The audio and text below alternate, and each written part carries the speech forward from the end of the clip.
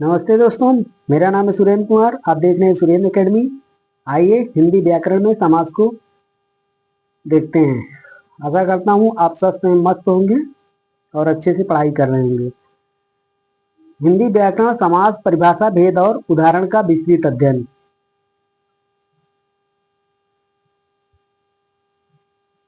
समास क्या है? समास का तात्पर्य संक्षिप्तीकरण, दो या दो से अधिक शब्दों से मिलकर बने हुए एक नवीन एवं सार्थक शब्द को समास कहते हैं।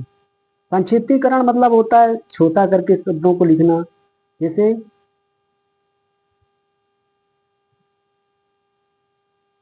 यहाँ पे हम लिखते हैं राजकुमार, राजकुमार।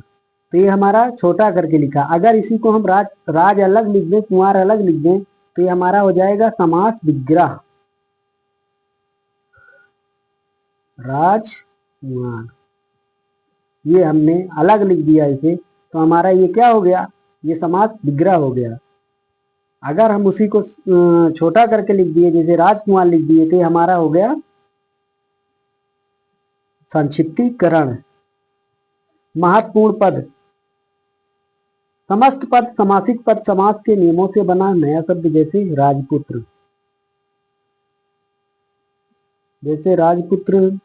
समास विग्रह, समस्त पद को अलग करने की प्रक्रिया। जैसे राजा का पुत्र, देख लिए आपने। पूर्व पद, पूर्व पद जिसे हम प्रधान पद बोलते हैं, और दूसरा हमारा क्या होता है? उत्तर पद प्रधान, जिसमें पूर्व पद प्रधान हो और उत्तर पद हो, उसे ही हम क्या कहते हैं? समास कहते हैं। तो आइए देखते हैं समास के मुख्य 6 भेद होते हैं।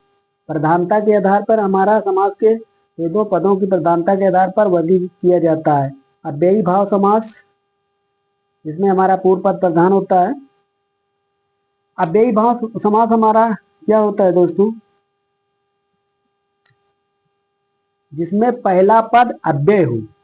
जैसे आपने संस्कृत के उत्सर्ग पढ़े होंगे, 22 उत्सर्ग संस्कृत के पढ़े होंगे, तो हम आपको ये आसानी से आ जाएगा समास। जैसे आ, आओ, उप, अप, अपि, अभि, अति, अधि, अनु, सम, सु, नि, बि, निर, निस, दुर, दुस, प्रा, प्रा, परि, प्रति, उत। तो ये होता है दोस्तों हमारा। अगर ऐसे शब्द आपको जहां पे दिखाई देंगे, वो हमारा क्या होगा? ये होगा हमारा अव्ययी भाव समास। जैसे हमारा प्रतिदिन, प्रति हमारा क्या हुआ दोस्तों? प्रति, ये हमने लिख दिया प्रतिदिन। प्रतिदिन, प्रतिदिन हमारा क्या हुआ? ये हमारा हुआ अव्ययी भाव समास। तो इसमें प्रति हमारा क्या है? पूर्व पद है, और दिन हमारा उत्तर पद है। तो यहाँ हमारा पूर्व पद हुआ, पूर्व पद, यहाँ उत्तर पद हुआ। तो ये हमारा क्या हुआ? अव्ययी भाव समास। इसमें सारे अव्यय होते हैं। अब यहाँ पे देखते हैं तत्पुरुष समास। तत्पुरुष समास हमारा क्या होता है? जिसमें कारक विभक्ति चिन्ह होते हैं। कारक आप पढ़े होंगे, कर्ता ने कर्म को करण से संप्रदान के लिए अपादान से अधिकरण में पर ऊपर संबंध का की रारी रे असंबोधन हे ओ अरे। तो ये हो गया आपका तत्पुरुष समास। अब जैसे रसोई घर, तो हमारा क्या हुआ इसमें दोस्तों? रसोई के लिए घर। तो ये हमारा कौन सा समास हो जाएगा? तत्पुरुष समास हो जाएगा। अब जैसे देश निकला, मतलब देश से निकल गया, तो हमारा से आ रहा है, कौन सा? विभक्ति चिन्ह आ रहा है। रसोई घर में क्या आया था? अभी के लिए आया था, तो हमारा हुआ तत्पुरुष समास। आपको क्लास समझ आ रही होगी दोस्तों। अब अगला हमारा क्या है? कर्मधारय समास, जिसमें विशेषण विशेष का संबंध होता है। आगे स्लाइड में देखते हैं इसे। अन्य प्रमुख भेद, अर्थों और संख्या के आधार पर अन्य महत्वपूर्ण प्रकार। द्विगु समास, जिसमें पूर्व पद क्या होता है? संख्यावाची होता है, संख्यावाचक होता है। द्वंद्व समास, द्वंद्व समास हमारा बीच में क्या होता है? हाइफन का चिन्ह बना होता है। बहुव्रीहि समास तीसरे पद की ओर इशारा करता है। और द्वंद्व समास विपरीत, उल्टा, एक दूसरे के उल्टा होता है जो शब्द, जैसे नदी नाले। और बहुब्रीहि समास में देवी देवताओं के नाम आते हैं, उसे हम बहुब्रीहि समास कहते हैं, अर्थात इसमें आता है। तो आइए आगे हम देखते हैं।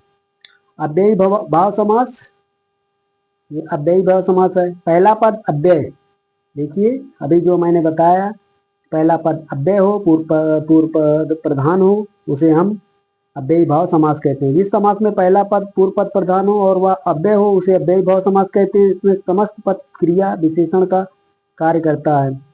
पहचान पूर्व पद अनु, आ, प्रति, हर, भर, यथा, यावत आदि होता है।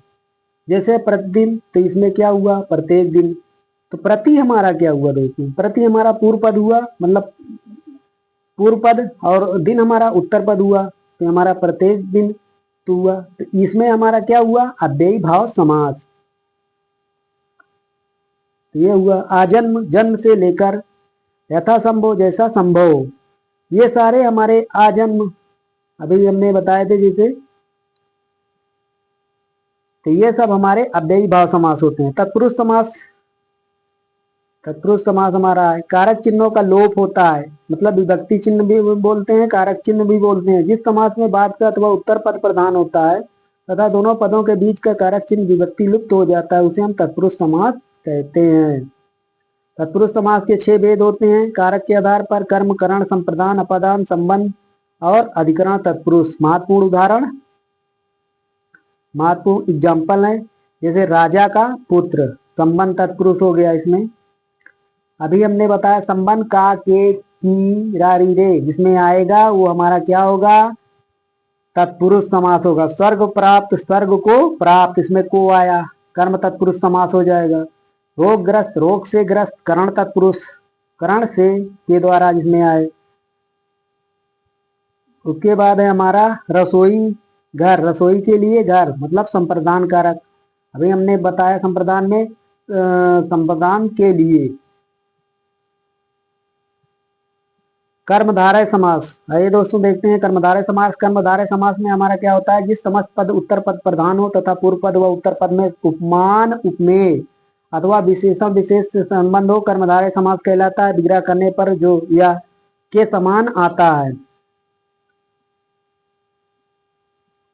महाकवि महान है जो कवि, विशेषण विशेष इसमें होता है, महाकवि। ये दोस्तों, तो महा हमारा क्या है, महाकवि, तो इसमें हमारा विशेषण है। नील गगन, नीला है जो गगन, इसमें भी हमारा विशेषण है। चरण कमल, इसमें भी हमारा विशेषण है। मृगनयनी, इसमें भी हमारा विशेषण है। तो इसे हम क्या कहेंगे, महान है जो कवि, जो आए, के समान जिसमें आए, महान है जो कवि, नीला है जो गगन, कमल के समान जिसमें आए, मृगनयनी, मृग के समान नयनों वाली, तो उसमें हमारा क्या होगा, कर्मधारय समास होगा। द्विगु समास क्या होता है, द्विगु समास दोस्तों, पहला पद हमारा जिसमें संख्यावाचक होता है उसे हम द्विगु समास कहते हैं। संख्यावाचक विशेषण, जिस समस्त पद का पूर्व पद पहला शब्द संख्यावाचक विशेषण हो वह द्विगु समास कहलाता है। यह समास किसी समूह या समाहार का बोध कराता है। नवरत्न, नवरत्नों का समूह, इसमें संख्या क्या दिखाई दे रही है, 9 दिखाई दे रही है। चौराहा, 4 राहों का समूह, इनमें 4 राहों का समूह दिखाई दे रहा है, ये चौराहा है दोस्तों। तो ये हमारा हुआ द्विगु समास। त्रिभुवन, 3 भुवनों का समाहार, ये हुआ हमारा कर्म द्विगु समास। उसके बाद है शताब्दी, 100 आधो वर्षों का समूह, शताब्दी में भी 100 आ रहा है, संख्यावाचक आ रहा है ना सभी में, तो ये हमारा क्या हुआ, द्विगु समास। नेक्स्ट स्लाइड देखते हैं।